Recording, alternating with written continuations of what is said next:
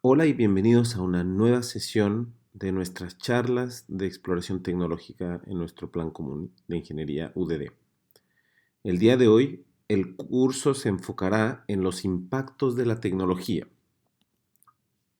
En las pasadas semanas hemos estado observando cómo distintas nuevas tecnologías están cambiando la forma de relacionarnos y la forma en que se relaciona en general el planeta.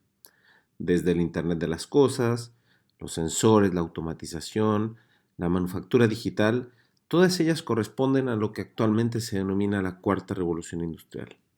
En el siguiente video, que ha sido descrito por el Foro Económico Mundial, se muestran eh, ejemplos de cómo ha estado cambiando este tema eh, y cómo ha variado las distintas revoluciones que ha tenido la humanidad hasta llegar al día de hoy. Entonces, partiendo por aquella en 1800 donde las innovaciones mecánicas provocaron esa primera revolución industrial en donde se llegó al final de 1800, inicio de 1900 a la segunda revolución industrial donde empezó a haber una cierta automatización y en los 80s una tercera revolución industrial que vino con el internet y la computación.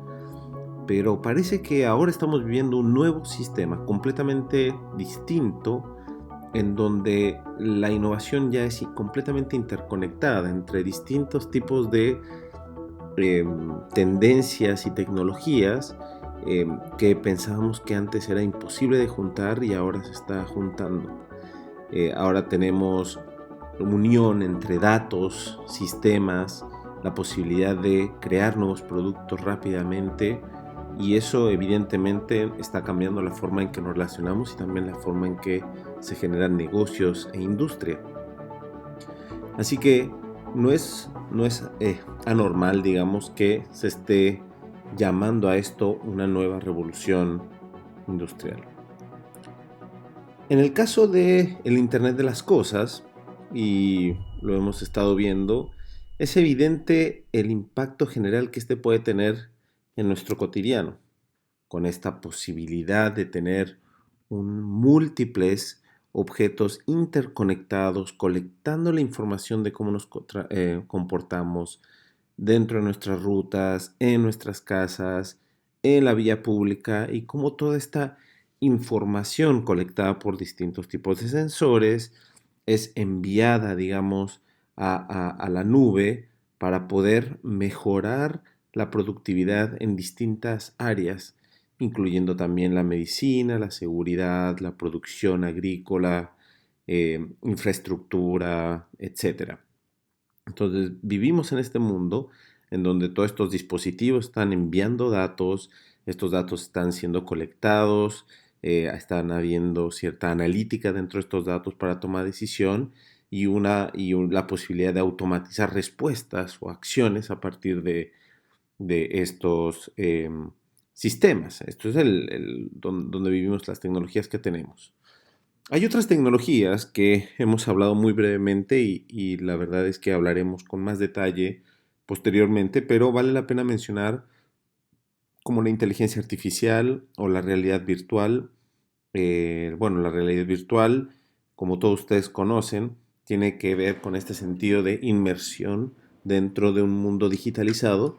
Y también hay otro tipo de realidades como la realidad aumentada, que es este ejemplo que estamos mostrando en este video, en donde es un sistema de capacitación mecánica asistida, en donde alguien está usándolo físicamente, pero hay un sistema inteligente que está entregando indicaciones que podemos ver ahí, que le está explicando que efectivamente la herramienta es la que hay que usar, qué tipo de parte hay que integrar y dónde hay que integrarlo. Van viendo ustedes cómo le va indicando todas estas situaciones a un usuario.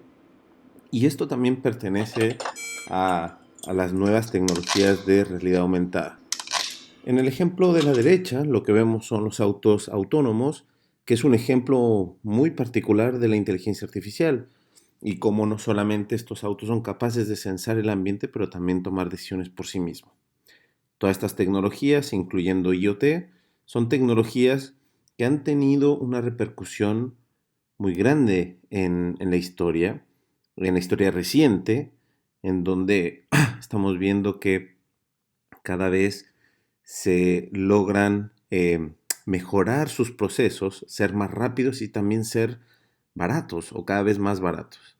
Lo que vemos aquí es lo que se denomina el paradigma de Moore, que básicamente es una relación entre la capacidad de cálculo que fue detectado en los años 70 por este cofundador de IBM que tiene apellido Moore, donde él logró demostrar que cada año se lograba duplicar la capacidad de cálculo manteniendo un mismo costo. Y cuando se hizo la interpolación de esta línea desde los primeros cálculos hasta los últimos, se nota que sigue esa misma línea con esta posibilidad y que aquí lo vemos lineal, pero en realidad es una escala exponencial logarítmica. Por lo tanto, lo que estamos viendo acá es realmente una escala exponencial donde se está mejorando la capacidad de cálculo cada año y además se está manteniendo a un costo más barato por ese tipo de cálculo. Y esto nosotros lo vemos en nuestros años con sus teléfonos celulares, sus computadores, que estos son, cada año hay nuevos productos que son más óptimos, son mejores y cuestan menos. Y esto significa este tipo de curva.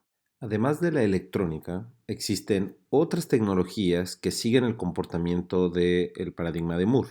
Por ejemplo, la computación infinita, que es todo el sistema que tenemos computación en la nube, desde las cosas que guardamos hasta los procesos que podemos ejecutar sin un computador físico. Los sensores, la robótica y la impresión 3D, que han sido tecnologías que hemos visto ya en este curso y que efectivamente se están abaratando, están siendo cada vez más accesibles y se van mejorando año con año. También hay otras tecnologías como la biología sintética, la medicina digital, los nanomateriales y la inteligencia artificial. Todas estas tecnologías siguen ese mismo comportamiento, lo que provoca grandes cambios como lo que hemos estado viendo anteriormente. Aquí les muestro un ejemplo de un desarrollo de biología sintética que fue la creación hace algunos años de básicamente la primera bacteria que fue creada directamente en un laboratorio, es decir, donde su contenido genético fue generado de manera artificial. Esto fue realizado por el profesor Craig Venter y su grupo, donde básicamente demostraron esta primera, digamos, gran invención de lo que se denomina la biología sintética. Y lo interesante de este tipo de desarrollos y nuevas tecnologías que evidentemente son sorprendentes en lo que logran realizar es que también subrayan varias preguntas que nos podemos hacer al respecto. Es independiente que técnicamente sea posible generar este tipo de tecnologías, son apropiadas para nuestros contextos, es apropiado generar nuevas formas de vida de manera artificial y programar también la materia viva. Bueno, este tipo de discusiones se han realizado de manera general, no solamente por ciertas personas, sino han sido discusiones éticas importantes.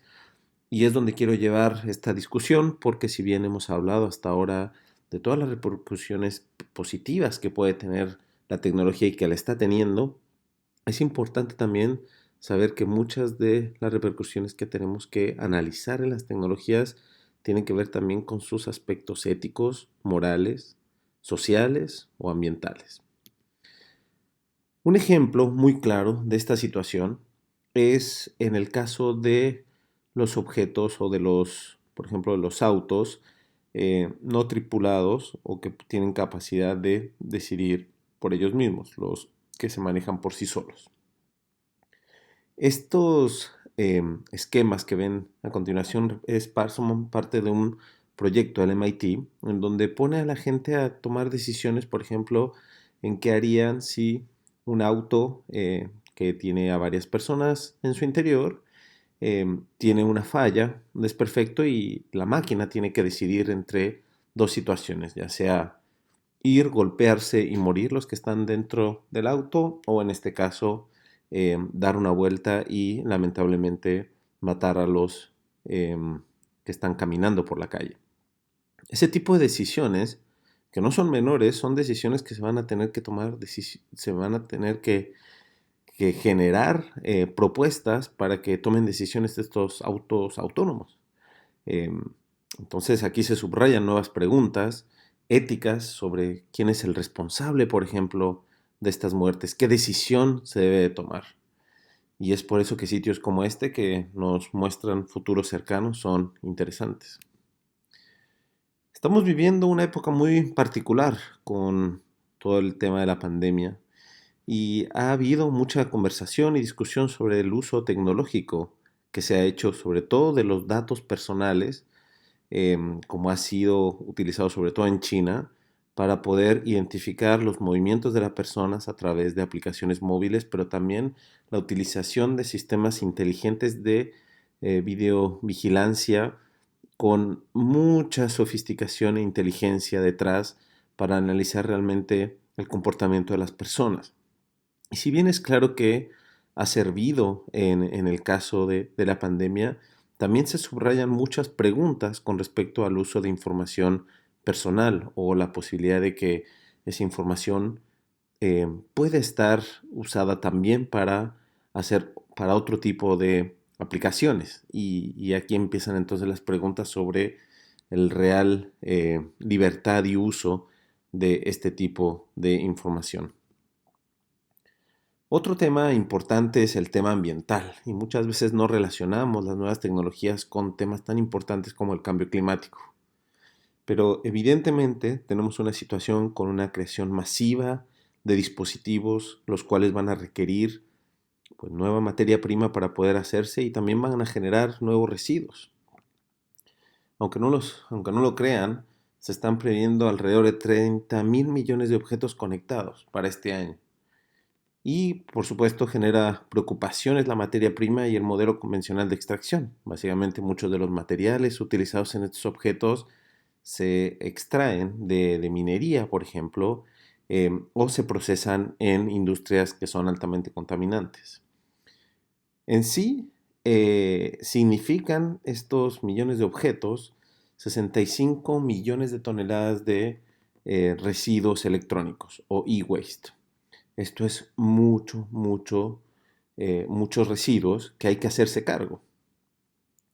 Por otro lado, en todo el tema del Internet de las Cosas, grandes, digamos, argumentos se han hecho sobre todo en el tema del uso energético. Y es que como estos objetos colectan datos, los datos son almacenados y procesados en centros de datos o data centers, y se está previendo que los data centers usarían alrededor del 11% de consumo mundial de energía. Esto es muchísimo. Y hablando de energía, un modelo de entrenamiento por inteligencia artificial fue descubierto hace poco porque se hizo un artículo científico que demostró que emitiría más de 280 toneladas de equivalente de dióxido de carbono. Esto es 5 veces más que el total de las emisiones de un auto promedio, incluyendo su misma manufactura. Entonces, aquí también vemos repercusiones ambientales de la masificación tecnológica que hemos estado viendo anteriormente. Todas las tecnologías que vimos, incluyendo la realidad virtual, etcétera, contribuirían también tanto en aspectos energéticos como en aspectos de residuos en esta evaluación ambiental. Y es importante tomar en cuenta, muchas veces no lo hacemos. Finalmente, las implicancias también de este tipo de tecnología tienen repercusiones sociales. En esta imagen, lo que estamos viendo es el proyecto One Laptop per Child, que tenía o tiene la misión de entregar un computador personal a cada niño del mundo. Y quiero que vean esta imagen, porque esta imagen sale directamente de su sitio web.